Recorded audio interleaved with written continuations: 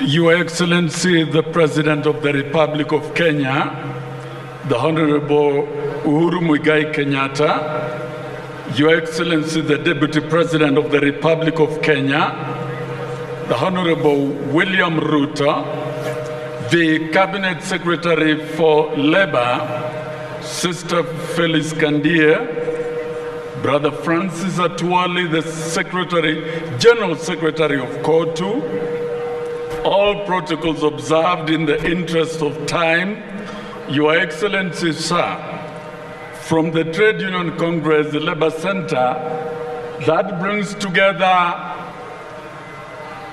trade unions in the public service with the university's academic staff union, led by Dr. Constantine Wesonga, who is here, and the treasurer of the Trade Union Congress, Dr. Kumba, the Union of Kenya Civil Servants Union, led by Tomodege, the national chairman, and Member of Parliament-elect for Nyatika constituency, the Kenya National Union of Teachers, led by Muzonzili, Mwana Kwenderwa, the Kenya University Staff Union, led by Dr. Charles Mukwaya, the Dock Workers Union, led by Simon Sang, but represented at the board by Brother Bashir, and that forms a critical segment of the public service unions that are active in the day-to-day delivery of public service. It is therefore, Your Excellency, with great pleasure that we celebrate the 52nd anniversary of the Labor Day. It is no doubt that within that period of 52 years, Kenya has made enormous strides and has built one of the most industrious, resilient, and productive workforce as demonstrated here today. The labor movements in Kenya, led by Brother Francis Atwoli and myself, have earned international respect. And Brother Atwoli sits international boards, and I do the same at international level. That is a manifestation that Kenya has the best workforce. But over the years, workers have equally faced adverse effects on unpredictable returns for their labor. Their purchasing power has been eroding year after year, while the cost of living has been rising and the balance can no longer rest. Your Excellency, over the years within the public service, we have yearned for structured collective bargaining agreements. And we are happy at this point, we are closer home to signing and engaging in a structured manner with the government and with the employers. But Your Excellency, some employers have not concluded signing of these agreements, and this has occasioned unrest in the public service, especially the health sector and the higher education sector. We would not want to see a repeat of unrest in the public service, especially in the critical services, and we therefore appeal for the stakeholders, the Salaries and Remuneration Commission and the rest of the employers, to ensure that we conclude and sign agreements. Your Excellency, the unemployment remains a critical challenge to this country, the biggest ever. Statistics indicate that Kenya's unemployment rate currently stands at approximately 70% and 12% in 2006. That's a big rise. According to the economic experts, sir, Kenyan youths between ages 15 to 34 years constitute more than 40% of the national population of about 43.5 million people. I'll conclude my speech naturally. This is a workers' day. Yet they account for a whooping 70% of unemployed workforce. The World Bank estimates that close to 800,000 youths, mostly from the numerous institutions of learning, enter the Kenyan job market annually, majority of these being teachers and other skilled workers in the different sectors who are hardly absorbed in the government service since the introduction of the structural adjustment programs in the 1990s.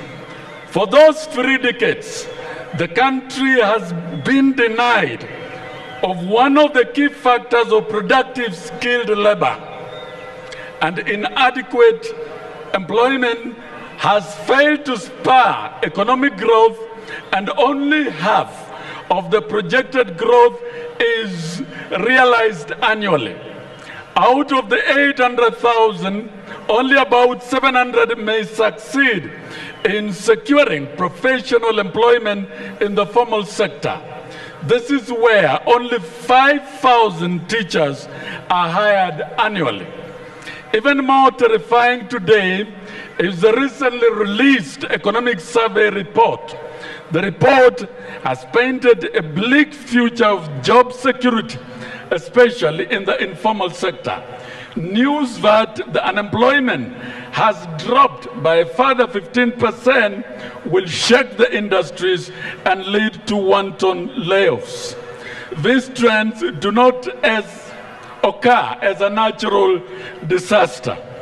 They are caused basically by poor management of the economy and bad policy frameworks.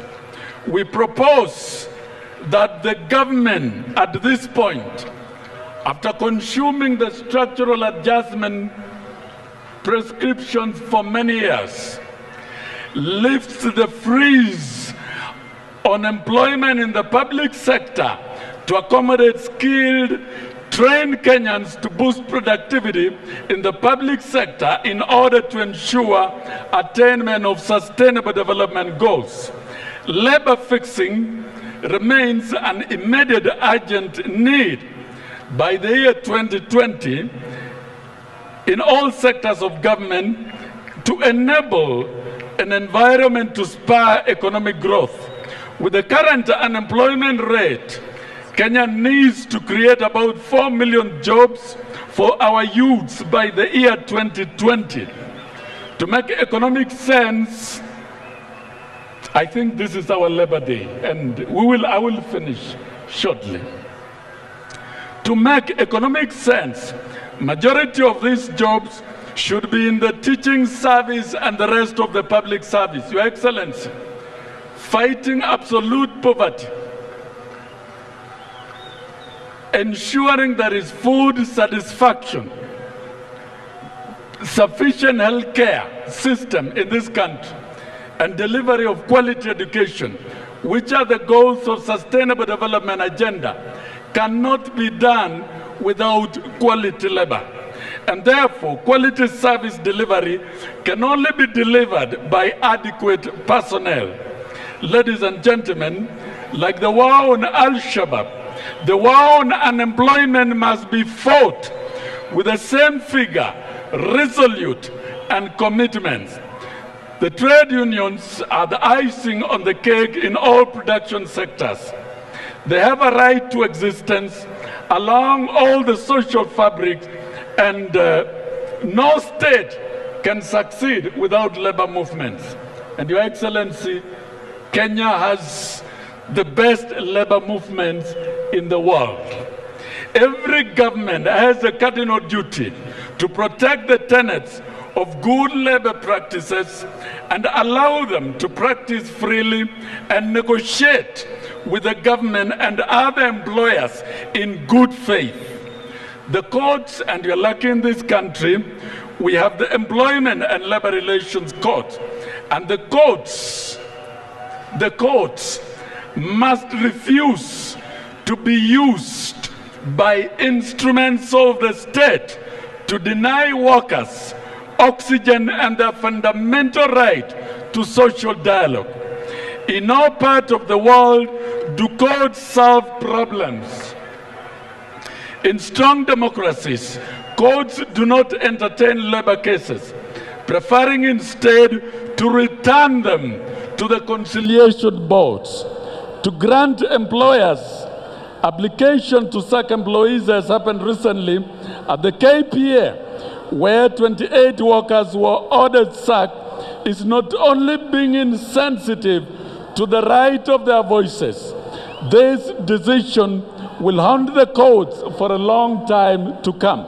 Employment and labor relations courts were created to regulate labor relations, and verdicts must protect the interest of workers. Employers ought not to appeal against rulings of the labor relations court. This is why the employment and labor relations courts were established, to order the arrest and jailing of labor leaders, like it happened with the doctors, union leaders, and the rest, for choosing to stand firm on their calling and mandate on behalf of workers, is indeed a black chapter in the history of the judiciary and labor movement in this country. To slap trade unions with harsh measures meant to deny them resources to function constitutes attack on the rights of trade unions and is a violation of ILO Convention number 98. Lately, we have witnessed trends where the Salaries and Remuneration Commission have systematically usurped the rights and mandates of employers to negotiate and reach agreements with unions. We, in the trade unions, believe in social dialogue within our ranks and with our partners. We, however, wish to raise our displeasure in that more often than not, it has become increasingly difficult to engage with senior government officials. Your Excellency, it is now much easier to reach the head of state than it is to meet the cabinet secretaries and some senior government officers. We have to say it very, very honestly. This explains why, for instance, strike notices go unattended until they expire, only for the officials to call for last-minute attempts to arrest the situations to no avail. This tendency must cease, and let those bestowed with public offices know that it is better to listen than to talk and issue threats. Your Excellency, sir, as I conclude, ladies and gentlemen, the theme of this year's celebration is workers, women, children, and vulnerable Kenyans appeal for peaceful elections. It would not have come at a better time than this celebration. As we approach the national elections, we would wish to add our voice and call upon all Kenyans, young and old, to go and vote and maintain peace and avoid violence. We shall be addressing ourselves as workers to the political party manifestos. We will want to see all political parties customize the rights of workers into their manifestos. And Your Excellency, you have listened to workers so well over the years. You have personally fixed labor issues so well over the years. And we hope the workers' rights, as provided for in Section 41 of the Constitution and in the ILO conventions, shall be in page 1 of the manifesto of your party. Kenyan elections should be issue-based and not ethnic-based as outlined in Kenya Vision 2030. We would want the world to know Kenya is one proud country whose national anthem is played in all the Western capitals, such that even when our president is not visiting, our athletes are visiting. Thank you all, and may God bless all of us in this Labor Day. Thank you.